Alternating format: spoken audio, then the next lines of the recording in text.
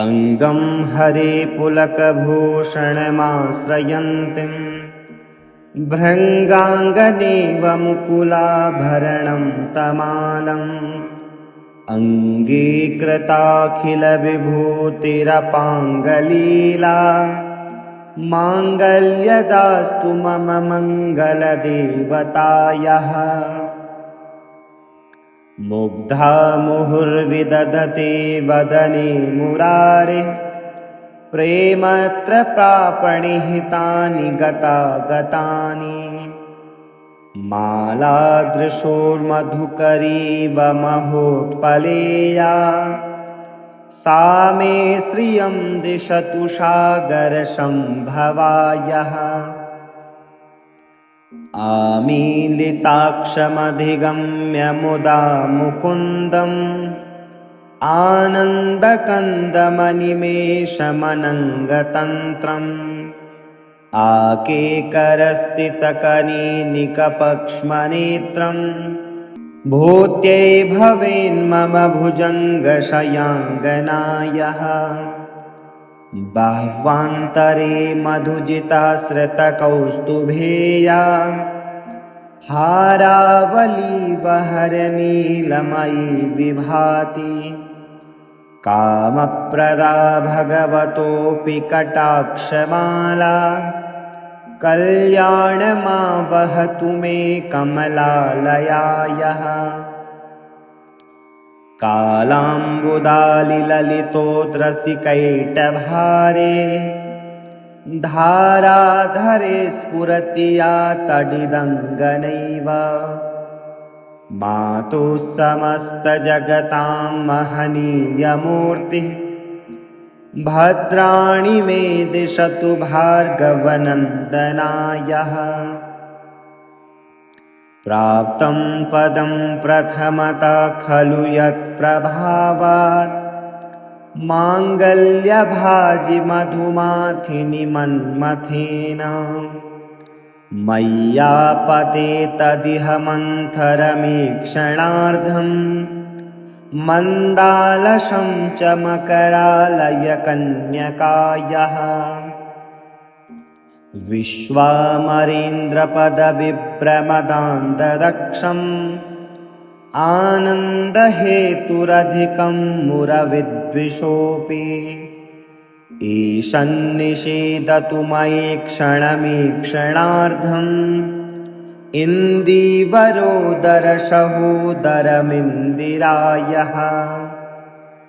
इष्टाविशिष्टमतयोऽपि ययादयाद्र दृष्ट्या त्रिविष्टपपदं सुलभं लभन्ते दृष्टिः प्रहृष्टकमलोदरदीप्तिरिष्टां पुष्टिं कृषिष्ट मम पुष्करविष्टरायः।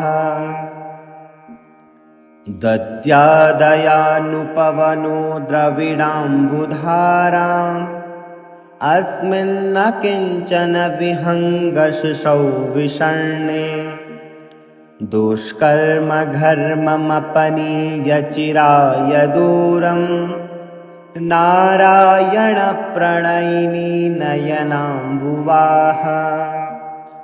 गीर्देवतेति गरुडध्वजसुन्दरीति शाकम्भरीति शशिशेखरवल्लभेति सृष्टिस्थितिप्रलयकेलिषु संस्थितायै तस्यै नमस्त्रिभुवनेकगुरोस्तरुण्यै। श्रुत्यै नमोऽस्तु शुभकर्मफलप्रसूत्यै रत्यै नमोऽस्तु रमणीयगुणार्णवायै। शक्त्यै नमोऽस्तु शतपत्रनिकेतनायै पुष्ट्यै नमोऽस्तु पुरुषोत्तमवल्लभायै। नमोऽस्तु नालीकनिभाननायै नमोऽस्तु दुग्धोदधिजन्मभूम्यै नमोऽस्तु सोमामृतसोदरायै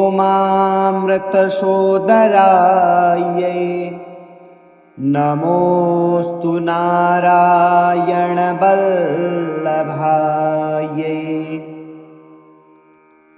नमोऽस्तु हेमाम्बुजपेठिकायै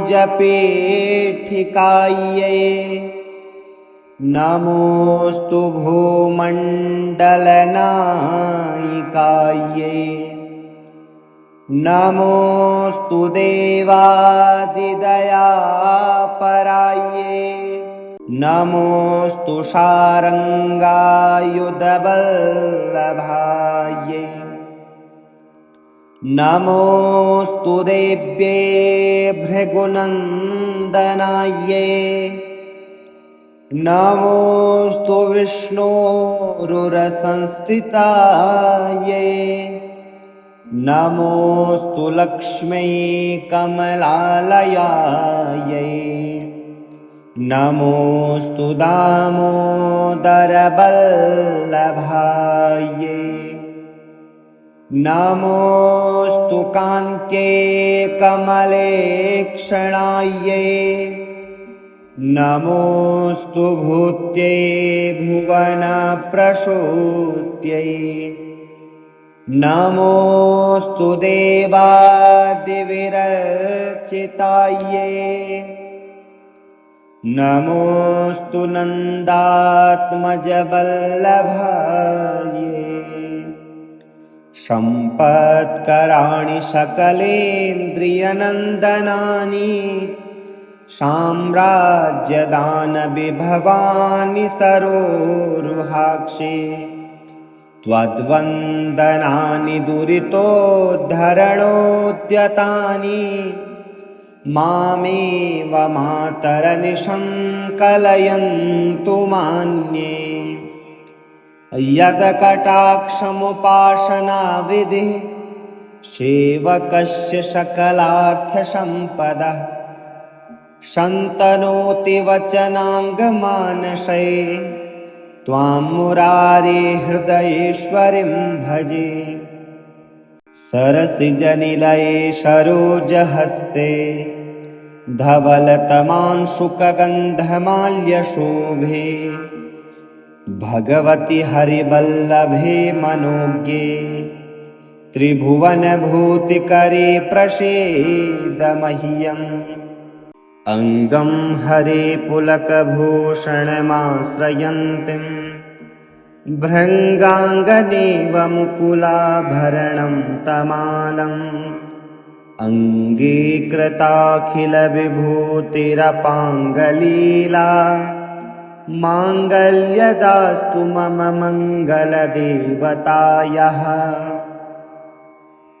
मुग्धा मुहुर्विदधते वदने मुरारे प्रेमत्र प्रापणिहितानि गतागतानि मालादृशोर्मधुकरीव महोत्पलेया सा मे श्रियं दिशतु सागरसम्भवायः आमीलिताक्षमधिगम्य मुदा मुकुन्दम् आनन्दकन्दमनिमेषमनङ्गतन्त्रम् आकेकरस्थितकनीनिकपक्ष्मनेत्रम् भूत्यै भवेन्मम भुजङ्गशयाङ्गनायः बाह्वान्तरे मधुजिताश्रितकौस्तुभेया हारावलीवहरनीलमयी विभाति कामप्रदा भगवतोऽपि कटाक्षमाला कल्याणमावहतु मे कमलालयायः कालाम्बुदालिललितोद्रसिकैटभारे धाराधरे स्फुरति या तडिदङ्गनैव मातुः समस्तजगतां महनीयमूर्तिः भद्राणि मे दिशतु भार्गवनन्दनायः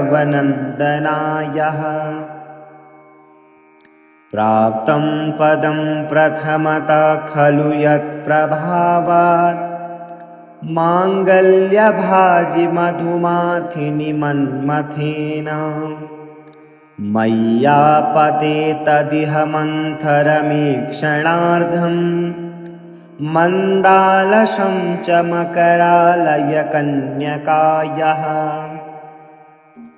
विश्वामरेन्द्रपदविभ्रमदान्तदक्षम् आनन्दहेतुरधिकं मुरविद्विषोऽपि ईशन्निषेधतु मयि क्षणमीक्षणार्धम् इन्दीवरोदरसहोदरमिन्दिरायः इष्टाविशिष्टमतयोऽपि ययादयाद्र दृष्ट्या त्रिविष्टपपदं सुलभं लभन्ते दृष्टिः प्रहृष्टकमलोदरदीप्तिरिष्टां पुष्टिं कृषिष्ट मम पुष्करविष्टरायः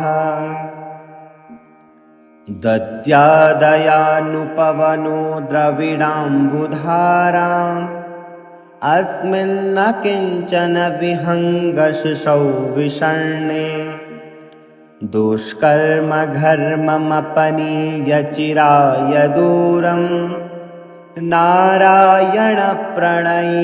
नयनाम्बुवाः गीर्देवतेति गरुडध्वजसुन्दरीति शाकम्भरीति शशिशेखरवल्लभेति सृष्टिस्थितिप्रलयकेलिषु संस्थितायै तस्यै नमस्त्रिभुवनेकगुरोस्तरुण्यै श्रुत्यै नमोऽस्तु शुभकर्मफलप्रसूत्यै रत्यै नमोऽस्तु रमणीयगुणार्णवायै शक्त्यै नमोऽस्तु शतपत्रनिकेतनायै पुष्ट्यै नमोऽस्तु पुरुषोत्तमवल्लभायै नमोऽस्तु नालीकनिभाननायै नमोऽस्तु दुग्धोदधिजन्मभूम्यै नमोऽस्तु सोमामृतसोदरायै नमोऽस्तु नारायणवल्लभायै नमोऽस्तु हेमाम्बुजपेठिकायै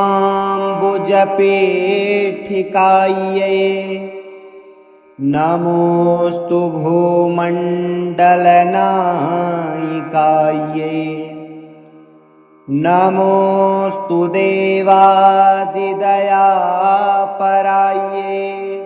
नमोऽस्तु शारङ्गायुधवल्लभायै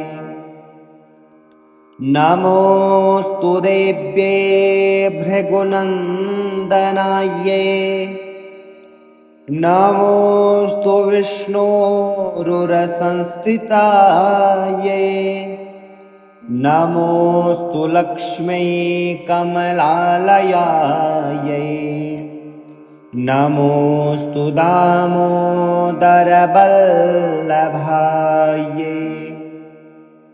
नमोऽस्तु कान्त्यै कमलेक्षणायै नमोऽस्तु भूत्यै भुवनप्रसूत्यै नमोऽस्तु देवादिविरर्चितायै नमोऽस्तु नन्दात्मजवल्लभायै सम्पत्कराणि सकलेन्द्रियनन्दनानि साम्राज्यदानविभवानि सरोरुहाक्षे त्वद्वन्दनानि दुरितोद्धरणोद्यतानि मामेव मातरनिशं कलयन्तु मान्ये यत्कटाक्षमुपासनाविधिः सेवकस्य सकलार्थसम्पदः शन्तनोति वचनाङ्गमानसे त्वां मुरारे हृदयेश्वरीं भजे। सरसिजनिलये सरोजहस्ते धवलतमांशुकगन्धमाल्यशोभे भगवति हरिवल्लभे मनोज्ञे त्रिभुवनभूतिकरे प्रसीदमह्यम्। अङ्गं हरे पुलकभूषणमाश्रयन्तीं भृङ्गाङ्गनेव मुकुलाभरणं तमालम् अङ्गीकृताखिलविभूतिरपाङ्गलीला माङ्गल्यदास्तु मम मङ्गलदेवतायाः। मुग्धा मुहुर्विदधते वदने मुरारे प्रेमत्र प्रापणिहितानि गतागतानि मालादृशोर्मधुकरीव महोत्पलेया सा मे श्रियं दिशतु सागरसम्भवायः। आमीलिताक्षमधिगम्य मुदा मुकुन्दम् आनन्दकन्दमनिमेषमनङ्गतन्त्रम् आकेकरस्थितकनीनिकपक्ष्मनेत्रम् भूत्यै भवेन्मम भुजङ्गशयाङ्गनायः। बाह्वान्तरे मधुजिताश्रितकौस्तुभेया हारावलीवहरनीलमयी विभाति कामप्रदा भगवतोऽपि कटाक्षमाला कल्याणमावहतु मे कमलालयायः। कालाम्बुदालिललितोद्रसिकैटभारे धाराधरे स्फुरति या तडिदङ्गनैव मातुः समस्तजगतां महनीयमूर्तिः भद्राणि मे दिशतु भार्गवनन्दनायः।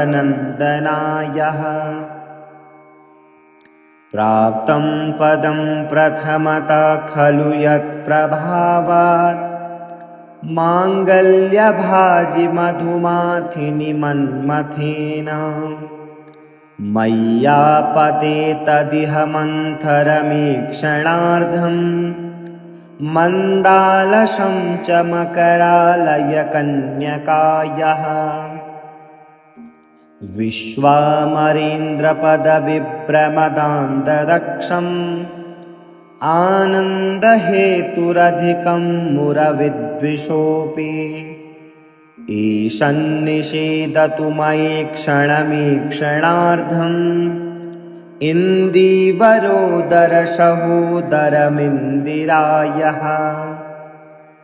इष्टाविशिष्टमतयोऽपि ययादयाद्र दृष्ट्या त्रिविष्टपपदं सुलभं लभन्ते दृष्टिः प्रहृष्टकमलोदरदीप्तिरिष्टां पुष्टिं कृषिष्ट मम पुष्करविष्टरायः। दद्यादयानुपवनो द्रविडाम्बुधाराम् अस्मिन्न किञ्चन विहङ्गशिशौ विषण्णे दुष्कर्मघर्ममपनीय चिराय दूरं नारायणप्रणयिनी नयनाम्बुवाः। गीर्देवतेति गरुडध्वजसुन्दरीति शाकम्भरीति शशिशेखरवल्लभेति सृष्टिस्थितिप्रलयकेलिषु संस्थितायै तस्यै नमस्त्रिभुवनेकगुरोस्तरुण्यै। श्रुत्यै नमोऽस्तु शुभकर्मफलप्रसूत्यै रत्यै नमोऽस्तु रमणीयगुणार्णवायै शक्त्यै नमोऽस्तु शतपत्रनिकेतनायै पुष्ट्यै नमोऽस्तु पुरुषोत्तमवल्लभायै नमोऽस्तु नालीकनिभाननायै नमोऽस्तु दुग्धोदधिजन्मभूम्यै नमोऽस्तु सोमामृतसोदरायै नमोऽस्तु नारायणवल्लभायै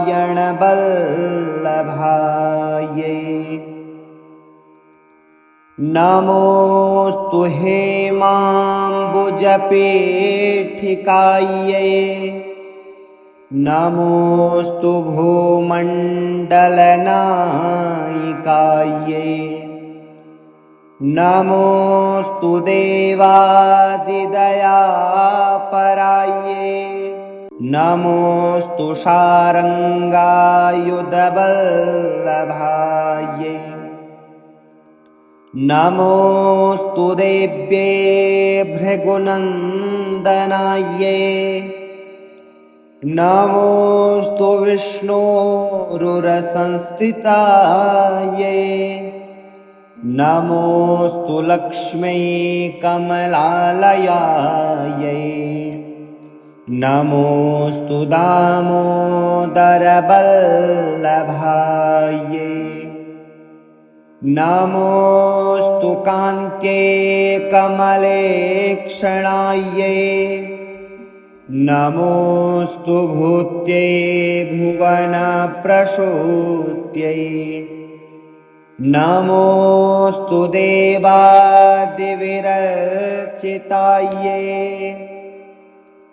नमोऽस्तु नन्दात्मजवल्लभायै सम्पत्कराणि सकलेन्द्रियनन्दनानि साम्राज्यदानविभवानि सरोरुहाक्षे त्वद्वन्दनानि दुरितोद्धरणोद्यतानि मामेव मातरनिशं कलयन्तु मान्ये यत्कटाक्षमुपासनाविधिः सेवकस्य सकलार्थसम्पदः शन्तनोति वचनाङ्गमानसै त्वां मुरारे हृदयेश्वरीं भजे सरसिजनिलये सरोजहस्ते